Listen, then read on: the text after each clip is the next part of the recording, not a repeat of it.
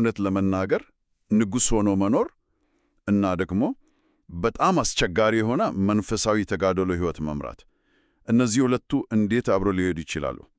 አንዱ ከስልጣን ጋር፣ ከሀብት ጋር፣ ከክብርም ጭምር የተያዘ ነው። ሌላኛው ደግሞ ከዚህ ዓለም መራቅን ነው የሚጠየቀው። ሥጋን መጉዳት፣ መካድ በጣም የተራራቁ ነገሮች ናቸው። በእርግጥም አሁን ባለው ሐሳብ ስናየው አንዱ የዚህን ዓለም ስርዓት ሙሉ በሙሉ መቀበል ነው የሚመስለው። ሌላኛው ደግሞ ያው ከዚህ ዓለም መሸሽ፣ መራቅ።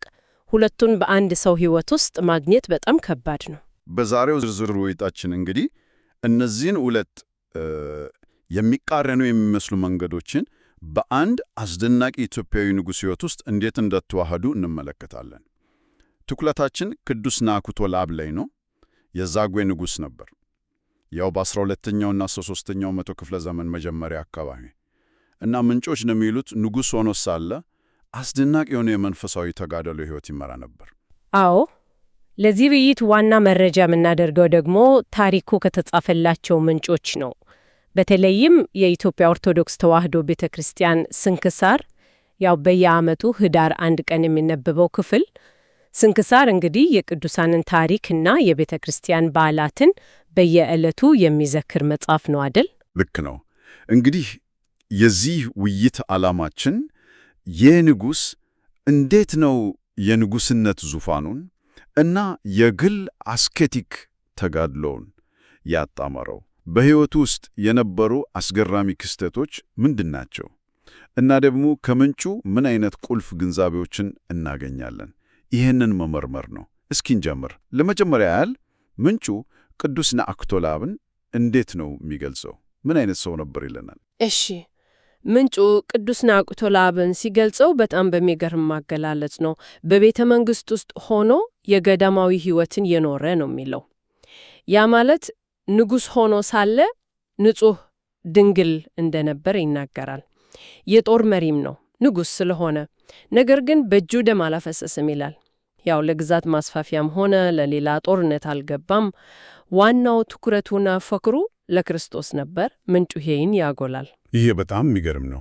ምክንያቱም ያው በዘመኑ ነገሥታት አብዛኞቹ ግዛታቸውን ለማስፋት፣ ስልጣናቸውን ለማደላደል በጦርነት ይታወቅ ነበር። እርሱ ግን ከዚሁ የተለየ መንገድ መምረቱ ብቻ ሳይሆን ደግሞ በከፍተኛ የሀገር መሪነት ኃላፊነት ላይ ያለ የዕለት ተዕቱ ሥራውን እየሠራ በተመሳሳይ ሰዓት ደግሞ አዲስ አብያተ ክርስቲያናትን ያንስ ነበር። በካህንነቱም ይቀድስ ነበር፣ ያአትን ነበር። ከሁሉም በላይ ደግሞ ለረጅም ሰዓታት በጸሎትና በስግደት ይተጋ ነበር። ይህ እንዴት ሊሆን ቻለ? እዚህ ጋር ነው በጣም የሚያስደንቀው። ትክክል ነህ። ምንቹ ይህንን ያስረዳው በቃ በቁርጠኝነቱ ነው። ለፈጣሪው በነበረው ልዩ ፍቅር ነው። በዙሪያው ያው የንጉሣዊው ቤተሰብ አባላት አሉ፣ መኳንንት አሉ፣ ሕዝብ አለ፣ ወደድን ሞትንለ የሚሉ። ለእርሱ ግን ቅድሚያ የሚሰጠው እውነተኛው ፍቅር የክርስቶስ እንደነበር የስንክሳሩ ክፍል ይናገራልና ይሄ አይነቱ ቅድሚያ አሰጣት፣ ይሄ ውሳኔ ይመስለኛል ይሄን ከባድ የሚመስል ሕይወት እንዲኖር ያስቻለው። በጣም ግልጽ ነው። እንግዲህ ወደ ታሪኩ ዝርዝር ስንገባ ከትውልዱና ካስተዳደጉ ብንጀምርስ ይሄ ማንነቱን ለመቅረጽ እንዴት አስተዋጽኦ አድርጋ? እሺ፣ ቅዱስ ናኩቶ ለአብ እንግዲህ ያው ከታሪካዊው የዛጉዌ ሥርወ መንግሥት ነው። አባቱ ቅዱስ ሃርቤ ይባላሉ። ሌላ ስማቸው ገብረ ማርያም ነው። እናቱ ደግሞ መርኬዛ። የተወለደው በ12ኛው መቶ ክፍለ ዘመን ነው፣ ላስታ አካባቢ። ይሄ ዘመን ደግሞ በተለይ ላስታና ዙሪያዋ ቅድስና በጣም የነገሰበት ጊዜ ነበር። ብዙ ቅዱሳን ነገሥታት፣ መነኮሳት የነበሩበት፣ እንደ ቅዱስ ይምርሃነ ክርስቶስ፣ ቅዱስ ላሊቤላ ያሉ አባቶች የታዩበት ወቅት ነው። ስለዚህ ያደገበት አካባቢና ዘመን በራሱ ለመንፈሳዊ ሕይወቱ መነሻ ሳይሆን አይቀርም ብዬ አስባለሁ። የውልድ ታሪኩም እኮ በራሱ የሆነ ምሳሌያዊ ነገር አለው ይባላል አይደል? አዎ አዎ።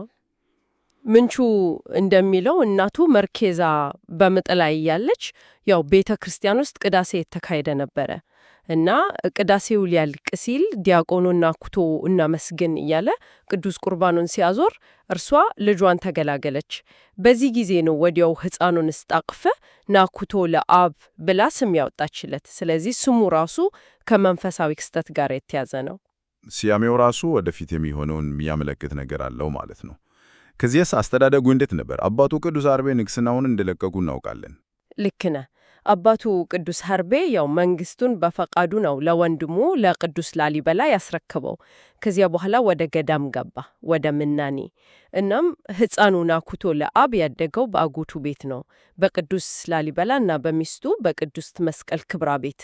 ይህ አስተዳደግ እንግዲህ ትልቅ ተጽዕኖ አሳድሮበታል ማለት ነው። በጣም እንጂ። ምክንያቱም ቅዱስ ላሊበላና ቅድስት መስቀል ክብራ እጅግ በጣም በቅድስና የሚኖሩ ነበሩ። ያው አብያተ ክርስቲያናትን በማነጽ በጸሎት የሚታወቁ ናቸው። ቤታቸው ራሱ የመንፈሳዊ ሕይወት ማዕከል ነበር ማለት ይቻላል። ስለዚህ ናኩቶ ለአብ ከልጅነቱ ጀምሮ የክርስቶስን ፍቅር፣ የጸሎትን፣ የምናኔን አስፈላጊነት እያየ እየተማረ ነው ያደገው። ከዚህም በላይ ደግሞ በዘመኑ በነበሩ ሊቃውንት እጅ ቅዱሳት መጻሕፍትን በጥልቀት አጥንቷል። እስከ ዲቁናና ቅስና ክህነትም ደርሷል። ስለዚህ ንጉሥ ከመሆኑ በፊትም የቤተ ክርስቲያን አገልጋይ ነበር። ከዚያም በ30 ዓመቱ ከአጎቱ ከቅዱስ ላሊቤላ ንግሥናን ተቀበለ። እዚህ ላይ ነው እንግዲህ ታሪኩ የበልጥ አስገራሚ የሚሆነው። ንጉሥ ከሆነ በኋላ ያደረገው ነገር እውነትም ብዙዎችን ያስደንቃል። ቤተ መንግሥቱን መጀመሪያ አደራጀ፣ ስርዓት አስያዘ። ከዛ በኋላ ግን በራሱ የግል መኖሪያ ቤት ውስጥ በቁመቱ ልክ የሆነ ጥልቅ ጉድጓድ አስቆፈረ። አዎ፣ ይሄ እንግዲህ የጀመረውን ያንን አስቄጥስ ጥናዊ ተጋድሎ ያ ከባድ ስጋን የሚጎስም መንፈሳዊ ልምምድ ወደ ላቀ ደረጃ ያሸጋገረበት ነው። በዚያ ጉድጓድ ውስጥ በአራቱም አቅጣጫ ከፊት፣ ከኋላ፣ ከቀኝና ከግራ ሹል የሆኑ ጦሮች አስቸከለበት። ለምን እንዲህ ያደረገ? ምንጩ ስለዚህ ምን ይላል? ምንጩ እንደሚለው ይህን ያደረገው የክርስቶስን ሕማምና መስቀል በራሱ ሕይወት ለመለማመድ ለመሳተፍ ካለው ጥልቅ ፍላጎት የተነሳ ነው። ቀኑን ሙሉ በጾም ነው የሚያሳልፈው። ሀገር ያስተዳደረ፣ ፍርድ እየሰጠ፣ ሕዝቡን እየረዳ፣ ደግሞም በካህንነቱ ቅዳሴ እየቀደሰ። ይህ ሁሉ በቀን ይከናወናል። ሌሊት ሲሆን ግን ወደዚያ ጦሮች ወደ ተተከሉበት ጉድጓድ ይገባል። እና እዛ ጉድጓድ ውስጥ ምን ያደርጋል? ሌሊቱም ሙሉ ያለማቋረጥ በጸሎትና በስግደት ያሳልፍ ነበር። የስንክሳሉ መግለጫ በጣም ዝርዝር ነው፣ ግልጽም ነው። ሲሰግድ ያው ወደ ምድር ዝቅ ሲል ከፊት ለፊቱ ያለው ጦር ግንባሩን ይወጋዋል። ቀና ሲል ደግሞ ከስግደት ሲነሳ በጀርባው በኩል ያለው ጦር ይቀበለዋል። በዚህ መልኩ ሌሊቱን ሙሉ ስጋዊ ስቃይን እየተቀበለ እንቅልፍን፣ እረፍትን ሁሉ ትቶ የፈጣሪውን ሕማማት ይካፈል ነበር ይላል ምንጩ። በሰፊው ነው የሚገልጸው። እጅግ አሰቃቂ የሆነ ራስን የመጉዳት መንገድ ይመስላል። በተለይ አርብ ደግሞ ይበልጥ ያከብደው እንደነበር ተጽፏል።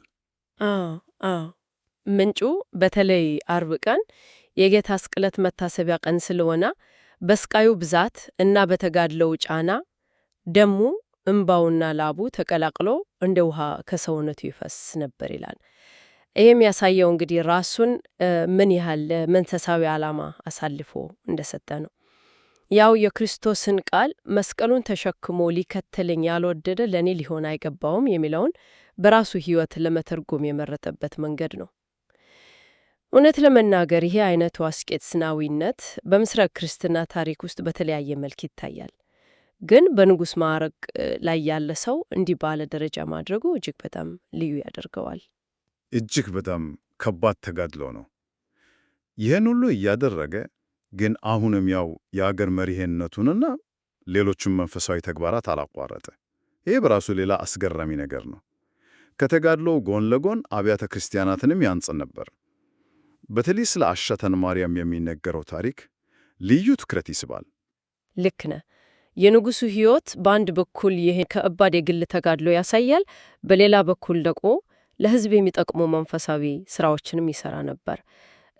ከነዚህም ውስጥ በዋናነት የምትጠቀሰው ያው እንዳልከው ላሊቤላ አቅራቢያ ከፍ ባለ ተራራ ላይ ያነጻት የአሸተን ማርያም ቤተ ክርስቲያን ናት።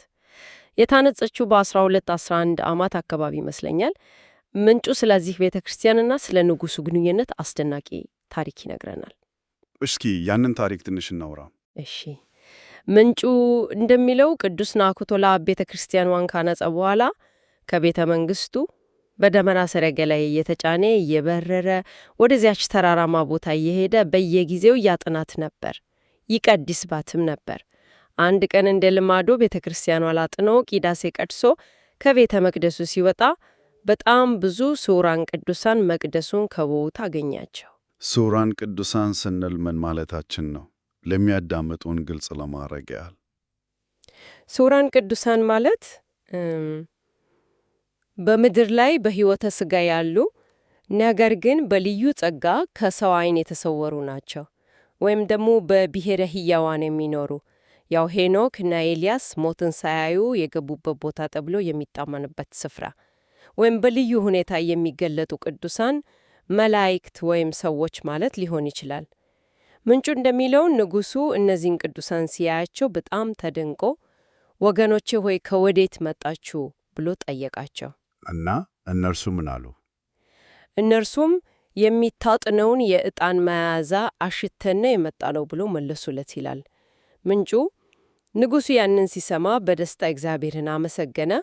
ከዚያች ዕለት ጀምሮ ቤተ ክርስቲያኗ አሸተን ማርያም ተባለች። ማለት መዓዛውን ያሸተንባት ማርያም እንደማለት ነው። ዛሬም ድረስ ያ ገዳም በእርሱ እንደታነጸና ከፍተኛ መንፈሳዊ ኃይል ተአምር የሚፈጸምበት ቦታ እንደሆነ ይታመናል። ይህ ታሪክ እንግዲህ የንጉሡን መንፈሳዊ ደረጃ ከሰማያዊ ዓለም ጋር የነበረውን ግንኙነት ለማሳየት የቀረበ ይመስላል። በጣም የሚገርም ነው። እንግዲህ በዚህ መልኩ በአንድ በኩል በዛ ጦር በተተከለበት ጉድጓድ ውስጥ ሌሊቱን ሙሉ ሲሰግድ ሲጸልይ፣ በሌላ በኩል ቀን ቀን ሀገሩን እያስተዳደረ አብያተ ክርስቲያናትን እያንጽና እየቀደሰ ለ40 ዓመታት ከነገሰ በኋላ ያኔ ወደ 70 ዓመት ገደማ ይሆናል ማለት ነው። በሕይወቱ ውስጥ አንድ ታላቅ መለኮታዊ ክስተት ተፈጸመ። ምንጩ እንደሚዘረዝረው በዚህ ሁኔታ ለ40 ዓመታት በተጋድሎ ከጸና በኋላ መድኃኒታችን ኢየሱስ ክርስቶስ በልዩ ክብር ተገልጦለታል። ክርስቶስም ወዳጄ ናኩቶ ለአብ አንተ ስለ እኔ ፍቅር ይህን ሁሉ መከራ ለ40 ዓመታት ተቀበለሃል። ስለዚህ ይህን ብርቱ ድካምንና ፍቅርን አይቼ ሞት አያገኝህም፣ ሥጋዊ ሞትን አትቀምስም፣ ክፍልህ በብሔረ ሕያዋን ከነቢያት ኤልያስና ሄኖክ ጋር ነው ብሎ እንደነገረው ተስፏል። ይህ ማለት እንግዲህ እውነትም እንደነ ኤልያስና ሄኖክ በሕይወተ ሥጋ እያለ ወደማይሞትበት ዓለም ይወሰዳል ማለት ነው። ከዚህ በተጨማሪ ግን ሌላም ቃል ኪዳን ተገብቶለታል። ምንጩ ይሄንንም ይናገራል። ልክ ነህ። ክርስቶስ ቀጥሎ ለንጉሡ በጣም ልዩ ቃል ኪዳን እንደገባለት ምንጩ ያትታል። ስምህን ያከበረውን፣ መታሰቢያን ያደረገውን፣ በስመ የተማጸነውን፣ ቤተ ክርስቲያንን የሳመውን ወይም የተሳለመውን ይህን ማድረግ ባይችል እንኳን በርቀት ሆኖ አንተንና ተጋድሎን በአድናቆት የተመኘውና እያሰበውን ሁሉ እኔ ስለ አንተ ብዬ እምርልሃለሁ፣ ከኃጢአቱና ከበደሉ ነፃ ወጣዋለሁ የሚል ቃል እንደገባለት ይገልጻል። ይህ እንግዲህ በስሙና በመታሰቢያው ለሚማጸኑ ሰዎች የተሰጠ የድኅነት ቃል ኪዳን ነው። እዚህ ጋር ያለው ሌላኛው ነጥብ ደግሞ ይበልጥ ትኩረት ይስባል። ክርስቶስ ንጉሡ ደሙን ሲያፈስበት የነበረው ቦታ፣ ሌት ተቀን ሲሰግድበት የነበረው ያ ቦታ፣ ያ ጉድጓድ ወይም ቤቱ ለመታሰቢያው እስከ ዓለም ፍጻሜ ድረስ ልዩ ምልክት ይኖረው አድርጓል ይላል ምንጩ። ስትደማ ትኑር የሚል ቃል ተነግሮታል ይላል። ይሄ ምን ማለት ነው? ምንጩ ይሄንን ሲያብራራ ያን ንጉሡ በጽኑ ተጋድሎ ደሙን ያፈሰሰበት ቅዱስ ቦታ እስከ ዓለም ፍጻሜ ድረስ ፈዋሽ የሆነ ጠበል፣ ያው መንፈሳዊ ኃይል ያለው ተቀደሰ ውሃ ማለት ነው፣ ያለ ማቋረጥ ሲንጠብጠብባት ትኑር ማለት ነው ይላል። ይሄ የተገባለት ቃል ኪዳን ዛሬም ድረስ በቦታው እንደሚፈጸም ከመቅደሱ ወይም ከዋሻው ግድግዳ ላይ ጠበል ያለ ማቋረጥ እንደሚንጠብጠብ የቃልም የጽሑፍ መረጃዎች ያረጋግጣሉ። ይህም የእግዚአብሔር ቃል ኪዳን ሕያውና ቀጣይ መሆኑን ለማሳየት የቀረበ ማስረጃ ተደርጎ ይወሰዳል። በእርግጥም አስደናቂ ነው። ታዲያ የቅዱስ ናኩቶ ለአብ የሕይወት ፍጻሜ እንዴት ሆነ? ያ የተገባለት ቃል ኪዳንስ እንዴት ተፈጸመ? በመጨረሻም ያው የዚህን ዓለም ተጋድሎን በሚገባ ከፈጸመ በኋላ እንደተነገረው ሥጋዊ ሞት ሳያገኘው በተሰጠው ቃል ኪዳን መሰረት ወደ ብሔረ ሕያዋን እንደተወሰደ ማለት እንደተሰወረ ምንጩ ይናገራል። የተሰወረበት ዕለት በሲንክሳሩ መሰረት ህዳር 1 ቀን እንደሆነ ነው የተመዘገበው። ምንም እንኳን ሌሎች አንዳንድ መዛግብት ስለ ንግስና ዘመኑና ፍጻሜው ጥቂት የልዩነት ነጥቦች ቢኖራቸውም ዋናው ታሪክ ግን ይሄ ነው። ለምሳሌ አንዳንዶች የተሰወረበት ቀን ህዳር 3 ነው ይላሉ። በንጉስነቱም ዙፋን ላይ የአጎቱ የቅዱስ ላሊበላ ልጅ የነበረው አፄ ይትባረክ እንደተተካ ታሪክ ይዘግባል። እንግዲህ ከዚህ ምንጭ እንደተረዳ ነው ቅዱስ ናኩቶ ለአብ የንጉስነትን ታላቅ ስልጣንና ኃላፊነት ከአክራሪ አስቄጥስናዊ ሕይወት ጋር ከገዳማዊ ተጋድሎ ጋር አጣምሮ የኖረ ልዩ የሆነ ታሪካዊና መንፈሳዊ ስብዕና ነው። ያ ሹል ጦሮች በተተከሉበት ጉድጓድ ውስጥ ያደረገው ተጋድሎ፣ የአሸተን ማርያም ታሪክና የተአምራዊ ሰሜዋ እና በመጨረሻም የተገባለት መለኮታዊ ቃል ኪዳን እና ሞትን ሳያስመሰወሩ ከምንጩ ያገኘናቸው ቁልፍና አስደናቂ ነጥቦች ናቸው። ታዲያ ይህ ሁሉ ምን አይነት ሰፋ ያለ ትርጉም ወይም ግንዛቤ ሊሰጠን ይችላል? ያው የቅዱስ ናኩቶ ለአብ ታሪክ ብዙ ገጽታ አለው። በርካታ ነገሮችን እንድናስብ ይጋብዛል። አንደኛው በኢትዮጵያ ቤተ ክርስቲያን ታሪክ ውስጥ ያለውን የቅድስና አስተሳሰብ ጥልቀትና ልዩነት ያሳያል። ቅድስና በገዳም ብቻ አይደለም፣ በቤተ መንግስትም ውስጥ ሊኖር ይችላል የሚል ሐሳብ ይጠቁማል። ሌላው ምናልባት ከዘመናችን ሕይወት ጋር ይበልጥ ሊያስተሳስረን የሚችለው ነጥብ ያው በስራም ሆነ በሌሎች ዓለማዊ ኃላፊነቶች በጣም ተወጥረን በምንኖርበት በዚህ ዘመን ግል እምነትንና መንፈሳዊ ልምምድን ከዕለተ ተዕለት ሕይወት ጋር እንዴት ማዋሃድ ወይም ማጣመር ይቻላል የሚለውን ጥያቄ እንድናነሳ ይገፋፋናል። እንዴት? እርሱ የመረጠው መንገድ እኮ እጅግ በጣም ከባድ ነው። ለብዙዎቻችን ፈጽሞ ማይታሰብ፣ ምናልባትም ጤናማ የሆነም ሊመስለን ይችላል። ከዘመናዊ ሕይወት ጋር እንዴት ሊገናኝ ይችላል? እምነት ነው። የእርሱ የተከተለው መንገድ በጣም ከባድ፣ ልዩ ነው። በዘመናችን ለመድገምም ይከብዳል። ዋናው ቁም ነገር ያለው ግን ይግድ የእርሱን መንገድ መከተል ላይሆን ይችላል። ነገር ግን በከፍተኛ ዓለማዊ ኃላፊነትና ስልጣን ላይ ሆኖም ለመንፈሳዊ ሕይወቱ ቅድሚያ መስጠቱ፣ ያንንም ደግሞ በከፍተኛ ቁርጠኝነትና ጽናት መፈጸሙ ላይ ነው። ምንጩ እንደሚነግረን የእርሱ ታሪክ የቱንም ያህል ሥራ ቢበዛብን፣ የኃላፊነታችን ክብደት ቢጨምር፣ ለእምነታችንና ለመንፈሳዊ ልምምዳችን ቦታና ጊዜ መስጠት እንደምንችል፣ ቅድሚያ የምንሰጣቸውን ነገሮች በግልጽ መለየትና በዚያ ላይ መጽናት የዚህን አስፈላጊነት ሊያስታውሰን ይችላል። እዚህ ላይ ምናልባት ቁልፉ ቃል ውህደት ሳይሆን አይቀርም። መንፈሳዊውን ከዓለማዊው፣ የግል እምነትን ከሕዝባዊ ኃላፊነት ጋር የማጣመር ጥረት በጣም አስገራሚ የታሪክና የእምነት ምሳሌ ነው። ይህን ዝርዝር ውይይት ስናጠቃልል በአድማጮች አእምሮ ውስጥ እንዲከርም እንፈልገው አንድ የማሰላሰያ ጥያቄ እናንሳ። አንድ መሪ ሀገራዊና ሕዝባዊ ኃላፊነቱን በትጋት በብቃት የተወጣ፣ በተመሳሳይ ጊዜ ደግሞ እንዲህ ያለ ጥልቅ፣ ከባድ፣ ስጋን እስከ መጉዳት የሚደርስ የግል መንፈሳዊ ተጋድሎ ማድረግ መቻሉ ስለ አመራር ምን ይነግረናል? የሥልጣንና የመንፈሳዊነት ግንኙነት ምን ሊሆን ይችላል? ስለ እምነት ጥልቀትስ? ስለ ሰው ልጅ ውስጣዊ የዓላማ ጥንካሬስ ምን ያስተምረናል? በርግጥ ይህ ታሪክ በዘመናችን ስለ ኃላፊነትና እምነት መስተካበር፣ ስለ ውስጣዊ ቁርጠኝነት ምንነት እና ስለ መንፈሳዊ ሕይወት ጥልቀት ብዙ እንድናስብና እንድንጠይቅ ያደርገናል። አንድ ሰው በሁለት የተለያዩ የሚመስሉ ዓለማት ውስጥ በስልጣን እና በግል ተጋድሎ እንዴት በአንድ ጊዜ በቅንነት፣ በሙሉ ልብ፣ በፍጹም ቁርጠኝነት ሊኖር ይችላል? ይህንን የሚያሳይ ከምንጩ እንደምናገኘው በጣም ጠንካራ ምስክርነት ነው። እናም ይህ አይነቱ ውህደት በዘመናችን መሪዎችና ግለሰቦች ሕይወት ውስጥ ምን መልክ ሊኖረው ይችላል? ይህ ለቀጣይ ማሰላሰል የሚጋብዝ ነጥብ ነው።